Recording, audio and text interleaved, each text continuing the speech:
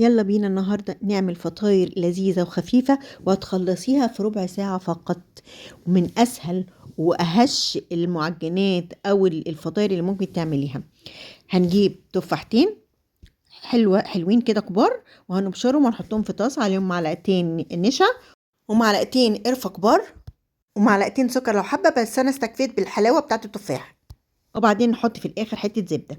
هتجيب فطاير بقى اللي هي بتاع باف بيستري من اي نوع انت عارفاه، بتبقى اتباع جاهزه.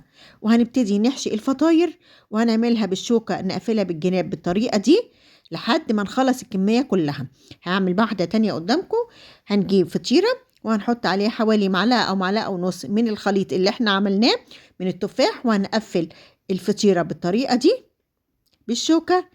وهنبتدي نحط شويه زيت حلوين قوي في الطاسه وهنبتدي نعملها.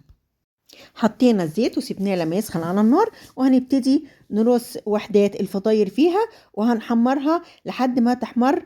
طول ما هي في الطاسة هنبتدي نقلبها عشان ما تتحرقش مننا. عايزينها تطلع دهبي كده وتبقى في منتهى الجمال. اهي كده حمرناها وقلبناها، وهنبتدي نطلعها بالمنظر اللي انت هتشوفوه ده. بص الجمال، بص اللون عامل ازاي، دهبي خالص.